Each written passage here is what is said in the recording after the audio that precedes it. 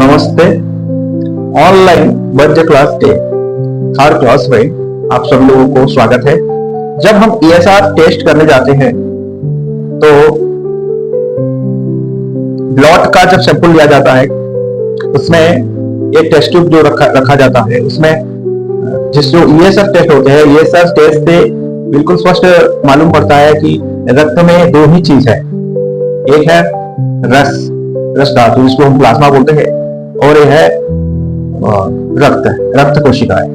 रक्त कोशिकाएं में तीन प्रकार के रक्त कोशिकाएं होते हैं जनरली। एक होते हैं जो रेड ब्लड सेल होते हैं, लोहित रक्त कोशिकाएं, श्वेत रक्त कोशिकाएं और प्लेटलेट्स जिसको हम बोलते हैं। तीन प्रकार के रक्त कोशिकाएं हमारे ब्लड में पाई जाते हैं। ये जो रस धातु है ये प्रोटीन और वाटर, प्रोटीन और पानी ये दोनों से मिलाकर निर्मित होता है। एक पहला धातु है हमारे शरीर का। इससे क्या होता है, रक्त धातु का निर्माण होता है। तो हम लोग डिस्कशन किए थे रस धातु के ऊपर, आज हम लोग रक्त धातु के ऊपर जाएंगे। लेकिन थोड़ा फिर देख लेते हैं कि रस धातु यदि असंतुलित हो जाता है तो क्या क्या डिजीज आते हैं। यदि हमको भूख ना लगता हो समय पे तो जानिए रस धातु का असंतुलित का ही पहचान है। यदि कुछ भी खाने का इच्छा ना हो तो भी एक रस धातु का ही काम है। मुंह का बुरा स्वाद होना, बुखार होना, बेहोशी होना, ये जो फिट्स जो डिजीज होते हैं बच्चे लोगों को, ये रोग भी रस धातु की कमी के कारण होता है। और आजकल बहुत ट्रेंड हो रहा है नपुंसकता का डिजीज जो है, ये रस धातु की कमी के कारण होता है। पाचन शक्ति में कमी आना, यदि रस धातु ज्यादा बढ़ जाएगा तो कफ ज्यादा बढ़ जाएगा तो पाचन शक्ति में जरूर कमी आ जाएगा। और यदि ड्राई हो जाएगा, रस धातु कम बनने लगे तो त्वचा पर झुर्रियां पड़ने लगेंगे, जो ओल्ड एज का जो सिंबल होते हैं, झुर्रियां पड़ने लगे, स्किन ड्राई होने लगा, स्पोराइसिस हो गया और जो कई प्रकार के जो स्किन डिजीज जो ड्राई वाला होते हैं, ये सब इसी रस धातु के कमी के कारण होते हैं। यदि इसके बारे में उपचार के बारे में हम बात करें तो ये क्या होता है, ये पानी का ही अभाव के कारण होता है। तो यदि रेगुलरली पानी पिएंगे तो इसका उपचार सही हिसाब से हो पाएगा। और यदि सीजनल कोई फ्रूट्स वगैरह हमको मिल गया तो फ्रूट्स खाना या फ्रूट्स का जूस पीना, नारियल का पानी पीना धीरे धीरे करके, इससे ठीक होता है। एलोवेरा का जूस हो गया, आंवला का जूस हो गया, ये बहुत बढ़िया है। और बहुत बढ़िया जो ताकत देने वाले जो रसायन होते हैं आयुर्वेद में, ये भी सब इसमें काम आते हैं। तो ये तो था हमारा रस धातु। नेक्स्ट आते हैं हम रक्त धातु के ऊपर। ये जो रक्त धातु है इसका मेन काम है, रक्त सभी अंगों में फैला हुआ है और सभी अंगों को ये पोषण देता है। ऑक्सीजन सप्लाई का काम इसी रक्त धातु के कारण होता है। और सभी ऑर्गन्स, ये उंगली से लेकर सब ऑर्गन, छोटे छोटे मोटे जितने भी ऑर्गन्स हैं, सभी ऑर्गन्स इसी रक्त धातु के कारण फंक्शन कर पाते हैं। लेकिन यदि रक्त में यदि गड़बड़ी आ जाए, रक्त धातु कम बनने लगे तो क्या होगा, ये सभी ऑर्गन्स जो रक्त वाहिकाएं हैं सभी चीजें धीरे धीरे करके कमजोर होने लगे और हमारा जो त्वचा है रुखी हो जाएगी, जो फीकी पड़ने लगेंगे, सभी जो त्वचा के चमड़े जो होते हैं सब फीकी पड़ने लगेंगे। और जो आदमी के भीतर रक्त धातु का कम होगा तो उसको देखेंगे कि उसके जो इच्छा होगा अम्लीय चीज खाने का, ठंडी चीज खाने का इच्छा रहेगा। और यदि रक्त धातु ज्यादा बढ़ने लगेगा तो उसके शरीर पर एक लालिमा दिखाई देगी, शरीर पर लालिमा दिखाई देगी, आंखों में एक लालिमा दिखाई दे सकता है। आंखों में लालिमा, शरीर पे त्वचा के ऊपर ये लालिमा स्पष्ट रूप से दिखाई देगा। तो रक्त धातु जब बढ़ेगा तो ये सब कुछ हो सकता है। देखेंगे तो क्या क्या डिजीज होते हैं। हमारा जो कुष्ठ रोग हो गया, ब्लड कैंसर हो गया, महिलाओं के जो जननांग में रक्तस्राव होते हैं, ये भी रक्त धातु असंतुलित जब होता है तो होता है। मुंह में जो छाले आते हैं ये रक्त धातु के कारण होते हैं। और लिंग का पकना, सेक्सुअल डिसऑर्डर जिसको हम बोलते हैं, लिंग का पकना, लिहाज स्प्लीन में इसका आकार में वृद्धि होना, पेट में जो गांठ होता है ये रक्त धातु के असंतुलित होने से होता है। दांत खाज खुजली जिसको होता है ये होता है। पीलिया का रोग ये रक्त धातु से होते हैं। सफेद दाग होते हैं स्किन के ऊपर। और जोड़ों का जो रोग होते हैं, जो जोड़ों में जो रोग मतलब जो दर्द होते हैं, ये भी रक्त धातु के मतलब असंतुलित होने से होते हैं। और सबसे बड़ी जो अर्श है, जो पाइल्स बोलते हैं, पाइल्स दो प्रकार का है। एक तो है रक्त धातु की गड़बड़ी के कारण भी एक पाइल्स होता है और एक मांस धातु के गड़बड़ी के कारण भी पाइल्स होता है। दोनों में जो पाइल्स भी रोग है, जो अर्श रोग है, ये भी रक्त धातु के गड़बड़ी के कारण होते रहते हैं। तो इसका उपचार के लिए यदि देखा जाए तो हमको ये करना पड़ेगा कि रक्त धातु मतलब जो रक्त है उसको हमको कैसे शुद्ध करना है और उसको कैसे, उसका जो पोषण है, विरेचन सबसे अच्छा उपाय है। उसको अच्छी तरह से पोषण करना है। यदि कुछ न्यूट्रिशन कम हो गया है तो उसको न्यूट्रिशन प्रोवाइड करना है, अच्छा खान पान रखना है, रक्त का शुद्धता मेंटेन करना है। और जो विरेचन है उसको कैसे साफ किया जाए, उसके ऊपर जो आयुर्वेद का जो औषधि है या उसका जो क्रिया है, जो योगासन है, प्राणायाम है, सबको ध्यान में रखते हुए काम करेंगे तो रक्त धातु शुद्ध बन सकता है। रक्त धातु के बाद जो नेक्स्ट धातु आता है वो है मांस धातु। और जो मांस धातु है ये हमारा शरीर को लेपने का काम करता है, लेपन का काम करता है, ढकता है, शरीर को ढकता है, सुरक्षा प्रदान करता है, मांसपेशी को निर्मित करता है। जो मांसपेशियां होते हैं, मसल जिसको बोलते हैं, इस मसल को निर्माण करता है, स्ट्रॉन्ग बनाता है, हड्डियों को ये सुरक्षा प्रदान करता है। यदि मांस धातु बढ़ने लगे तो इसका क्या लक्षण होगा? जो गर्दन है, हमारा जो हिप्स है, गाल हो गया, जंघा हो गया, टांग हो गया, पेट हो गया, छाती हो गया, इस सभी जगह से मांस धातु जो है बढ़ने लगेंगे तो ये मोटापा क्रिएट कर सकता है, मोटापा सृष्टि कर सकता है। और शरीर का वो जो वजन है, शरीर का जो वजन है वो बढ़ जाएगा। मांस ज्यादा बढ़ जाने पर घी, तेल, वसा जिसको हम फैट बोलते हैं और चिकनाई युक्त चीजों का सेवन नहीं करना चाहिए। इसके अलावा व्रत रखना, योग, एक्सरसाइज को अपने आदतों में रखना, अच्छा जीवन शैली से जीवन निर्वाह करना, ऐसे करेंगे तो ये मांस धातु अपने जगह सही जगह संतुलित रहेगा। और यदि मांस धातु की यदि कमी हो जाए तो आपको पता है सब क्या हो जाएंगे, सब दुबले पुतले हो जाएंगे और शरीर में रूखापन और ऐसा लगेगा कि कुछ जगह चुभने जैसा दर्द महसूस होगा। रक्त वाहिकाओं में कमजोरी होने का लक्षण नजर आने लगेंगे। तो ये मांस धातु यदि कम हो जाएगा तो ये प्रॉब्लम आ सकता है। जीभ, तलवे और गले में गांठ होना भी ये मांस धातु असंतुलित होने से ही होता है। गले का जो ग्रंथियां होते हैं, जो हम थायराइड जो गठिया बोलते हैं, थायराइड का प्रॉब्लम भी आ सकता है। इसमें मांस में वृद्धि जो आता है, वही प्रॉब्लम भी मांस धातु के असंतुलित होने से ही होता है। नेक्स्ट है हमारा मेद धातु। मेद मतलब जो फैट है हमारे शरीर का, मांसपेशी के ऊपर जो परत है वही मेद है। मेद का कार्य है इसमें शरीर में जो चिकनाहट है और गर्मी लाना, शरीर में चिकनाहट और गर्मी लाना, ये मेद धातु का मुख्य काम है। और ये शरीर को शक्ति, सुरक्षा, ऊर्जा और स्थिरता देता है। ये जो मेद धातु है शरीर को शक्ति देता है, सुरक्षा देता है, दृढ़ता देता है, स्थिरता देता है। यदि मेद धातु बढ़ने लगेंगे, यदि मेद धातु बढ़ गया किसी कारण से, ज्यादा खाएंगे ऑयली चीज तो बढ़ जाएगा ना, पेट का चीज है, तो शरीर में मेद धातु बढ़ जाने से गले की ग्रंथियां, जैसे पहले लास्ट स्लाइड में मैंने बताया था कि हाँ जो गले का जो होता है, जो थायराइड, जो आयरन के अभाव के कारण भी होते हैं, तो वही जो थायराइड वाला जो प्रॉब्लम हो गया, गले का जो ग्रंथियां है इसमें बढ़ोतरी आ सकता है। पेट का आकार बढ़ने जैसा लक्षण नजर आ सकते हैं। इसके अलावा थोड़ी सी मेहनत करने से थक जाना, बहुत ही थोड़ी सी मेहनत करते हुए यदि हमको थकावट महसूस होता है तो भी जान लीजिए मेद धातु का वृद्धि का एक कारण है। और स्तनों और पेट लटकना, जो स्तन है होते हैं और पेट झूलते रहते हैं या लटकने रहते हैं तो जान लीजिए ये मेद धातु वृद्धि का ही कारण है। और सबसे बड़ी चीज है जो दुर्गंध है शरीर का, क्योंकि ये पसीना मेद धातु का ही एक मतलब पार्ट है, तो जो शरीर का दुर्गंध है वो बहुत ही बढ़ सकता है। तो ये मेद धातु का वृद्धि से ही होता है। लेकिन यदि मेद धातु कम हो जाए, मेद धातु कम हो जाए तो शरीर में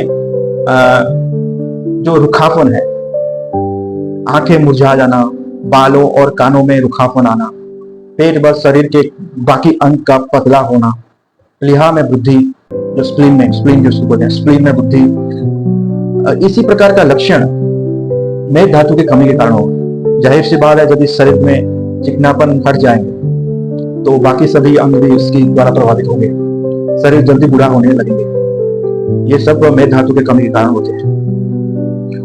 हाथ पैर में जलन, हाथ पैर में यदि जलन हो रहा है तो आप जानिए कि आपके शरीर में फैट कम हो रहा है। फैट का भी बहुत इंपॉर्टेंट रोल होते हैं। बालों का उलझना और जटाएं बन जाना, बाल जो होते हैं उलझ जाते हैं, जटाएं बन जाते हैं, ये सब मेद धातु के असंतुलित होने से होते हैं।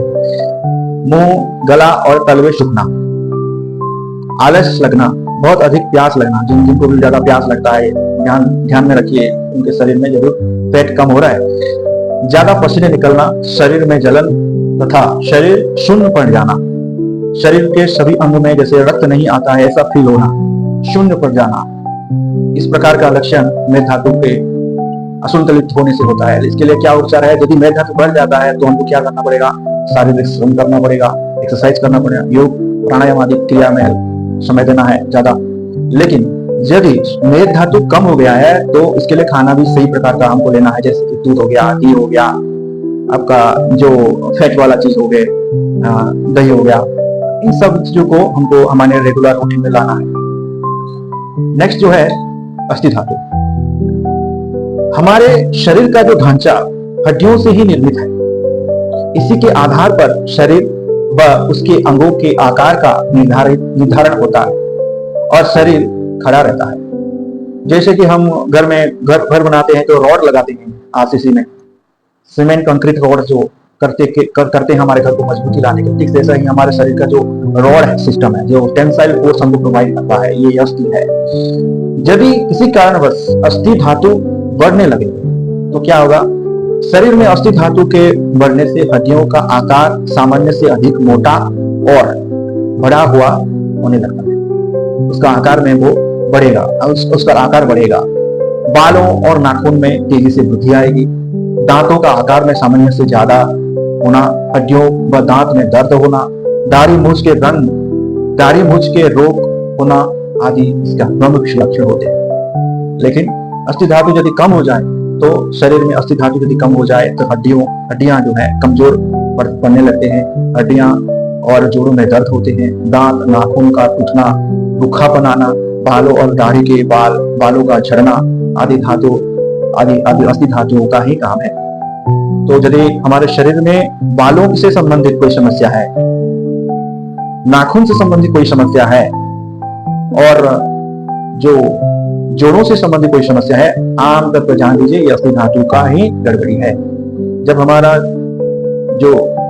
एज ज्यादा होने लगता है, हम जब बुढ़ापे पे पहुंचते हैं तो अस्थि धातु स्वाभाविक रूप से कमजोर होने लगता है। हमारे शरीर में कैल्शियम, फॉस्फोरस की मात्रा कम होने लगते हैं और इसी वजह से हमको इसी प्रकार का सावधानी लेकर हमको अच्छी तरह से अस्थि धातु कैसे बढ़ेगा इसके लिए ख्याल रखना है। उपचार के लिए आहार में बदलाव करना है। आज में ज्यादातर हमको मट्ठा, दूध, पनीर, छाछ, ड्राई फ्रूट्स का सेवन करना है और जो शंख भस्म है, मुक्ता सुक्ति है तथा जो चना आदि दाल है, हरी सब्जियां हैं, इनका सेवन करना है। सबसे बड़ी चीज है रोजाना हमको धूप लेना है, धूप के लिए टहलना है। इससे क्या होता है? शरीर को विटामिन डी मिलता है और हड्डियों को ताकत मिलता है। छाछ हो गया, ये छाछ बहुत बढ़िया चीज होती है अस्थि धातु को मजबूती देने के लिए। नेक्स्ट है मज्जा धातु। जिसे मैंने बोला था पहले कि मज्जा धातु जो है ये हड्डियों के भीतर एक फैट होते हैं जो कि हड्डियों के भीतर को चिकनाई प्रदान करते हैं और जो दोनों हड्डियों के बीच जो कनेक्शन होता है उसको ये नॉरिश करते हैं, उसको ये सही हिसाब से रखते हैं। तो मज्जा धातु का मतलब है शरीर में मौजूद बोन मैरो, इसको बोन मैरो कहते हैं। शरीर में मौजूद हड्डियों के भीतर जो खाली जगह और छिद्र होते हैं उनमें बोन मैरो भरा हुआ रहता है। बोन मैरो हड्डियों के जोड़ों के बीच चिकनाई का काम करती है और इन्हें मजबूत बनाती है। मज्जा धातु के बढ़ने के लक्षण क्या हो सकते हैं? पूरे शरीर और खास तौर पर आंखों में भारीपन और हड्डियों के जोड़ों में बड़े बड़े फोड़े फुंसियां होने मज्जा धातु बढ़ने का लक्षण है। एक बार और, यदि हड्डियों के जोड़े में जो जोड़ों होते हैं, हड्डियों के जोड़ों में बड़े बड़े फोड़े फुंसियां होते हैं तो जान लीजिए मज्जा धातु बढ़ने का लक्षण है। यदि मज्जा धातु बढ़ेंगे तो क्या होगा? बोन कैंसर होंगे, ब्लड कैंसर हो सकते हैं और उंगलियों के जोड़ों में दर्द होंगे, उंगलियों के जोड़ों में इधर दर्द होंगे, चक्कर आ सकते हैं, बेहोशी का रोग आ सकते हैं, आंखों के आगे अंधेरा छा जाना, इस प्रकार का रोग आ सकते हैं।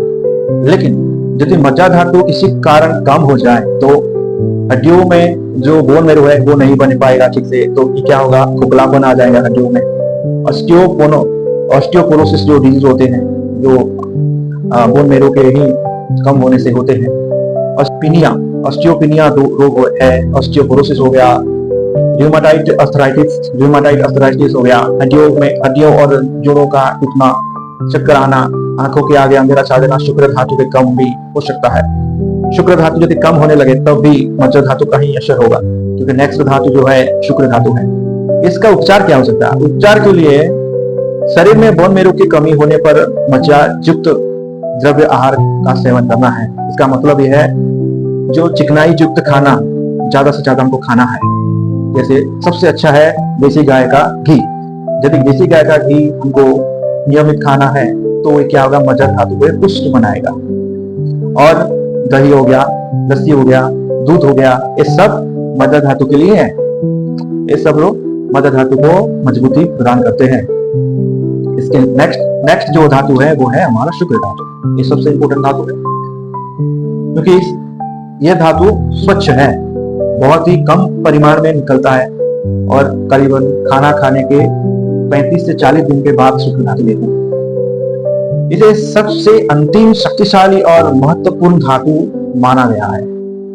इसका सीधा संबंध हमारे शरीर में मौजूद प्रजनन संबंधी टिश्यू से है, अर्थात वो सारी चीजें जो संतान पैदा करने में मदद करती है शुक्र धातु के अंतर्गत आती है। शुक्र धातु के कार्य क्या हो सकते हैं? शुक्र धातु का मुख्य काम संतान उत्पत्ति करना है, विपरीत लिंग प्रति आकर्षण, वीरता, निडरता, संभोग के समय वीर्य का निकलना आदि शुक्र धातु के कारण ही संचालित होते हैं। यदि शुक्र धातु बढ़ गया तो क्या होगा? यदि शुक्र धातु बढ़ गया या इसका उत्पादन ज्यादा होने लगे तो शुक्र का अधिक मात्रा में श्राप होगा, श्राप ज्यादा होगा, शुक्र श्राप उसको होते हैं। और क्या होगा? काम वासना का मात्रा बढ़ने लगेंगे, शुक्र मार्ग में पथरी होना शुरू होगा। पथरी जो रोग है, स्टोन फॉर्मेशन हो सकते हैं शुक्र मार्ग में। लेकिन यदि शुक्र धातु कम हो, आज तक बहुत सारे नौजवान में जो कॉलेज में पढ़ते हैं उनका एक ही प्रॉब्लम है, वो है शुक्र धातु की कमी। इसका कारण क्या है आपको पता है? यदि शरीर में शुक्र धातु का कम हो जाए तो शरीर कमजोर पड़ने लगती है, मुंह सूखेगा, एनीमिया होगा, रक्त की भी कमी हो जाएगी, थकान, नपुंसकता शुक्र धातु की कमी के लक्षण होते हैं। इसके अलावा अंडकोश में तेज दर्द, जो अंडकोश होते हैं इसमें तेज दर्द दिखाई पड़ेंगे, लिंग में जलन होना, इस प्रकार से शुक्र धातु का होते हैं। और क्या? सेक्स की इच्छा में कमी होना, बीमारी, बच्चे पैदा होना, नपुंसक बच्चे का जन्म होना, कम उम्र वाला बच्चे को जन्म देना, अपंग या विकृत बच्चे को जन्म देना भी यदि शुक्र धातु कम है तो ये इसका बुरा प्रभाव पड़ सकता है। तो इसका उपचार के लिए शरीर में शुक्र ज्यादा होने पर, यदि शुक्र ज्यादा है तो मन में काम वासनाएं जरूर, जो भावना जागृत होने का संभावना है। इसी कारण हमारे संस्कृति में मन को स्थिरता प्रदान करने के लिए उपवास का विधि विधान है, पूजा पाठ करने का, भजन कीर्तन करने का विधि विधान है, और सात्विक आहार सेवन का विधि है। इसलिए क्योंकि ज्यादा शुक्र धातु ना बने शरीर में। शुक्र धातु यदि कम हो जाए तो हमको मधुर रस वाली चीजों का ज्यादा सेवन करें, मिश्री हो गया, मीठा जो चीज होते हैं इनके ऊपर ज्यादा ध्यान देना है, क्योंकि शरीर को पुष्ट बनाता है। और जो शिलाजित हो गया, हमारे जो शतावरी हो गया, अश्वगंधा हो गया, ये जो तनिक वाला जो चीज होते हैं, ये इनका भी रस मधुर जैसा ही है, इनका सेवन आयुर्वेद में कहा गया है। तो इससे क्या होगा? शुक्र धातु बने रहेंगे। चूना जो होते हैं, जो पान में खाते हैं, चूना भी बहुत बढ़िया फायदा करता है शुक्र धातु को बढ़ाने के लिए। जो छोटे इलायची होते हैं ये बहुत बढ़िया काम करता है। जो क्लोव, जो लौंग होता है, लौंग भी बहुत बढ़िया मेडिसिन है। तो आयुर्वेद में इसके लिए बहुत बढ़िया उपचार है। तो ये सब कुछ था हमारा धातुओं के ऊपर। और नेक्स्ट क्लास में हम लोग पढ़ेंगे मलों के ऊपर। और इसी जो मल है, जो सब धातु में 7 धातु में 7 प्रकार के मल होते हैं। मल मतलब जो वेस्ट चीज होते हैं, और इसी के बारे में नेक्स्ट क्लास में हम लोग डिस्कशन करेंगे। तब तक के लिए आप इस वीडियो को शेयर करते रहिए उन जो लोग भाई बहन के पास जो लोग कुछ बनना चाहते हैं आयुर्वेद की फील्ड में। और यदि आपके पास कोई सुझाव है तो जरूर शेयर कीजिएगा। नेक्स्ट क्लास में फिर मिलेंगे आपसे, तब तक के लिए स्वस्थ रहिए, व्यस्त रहिए। जय जगन्नाथ।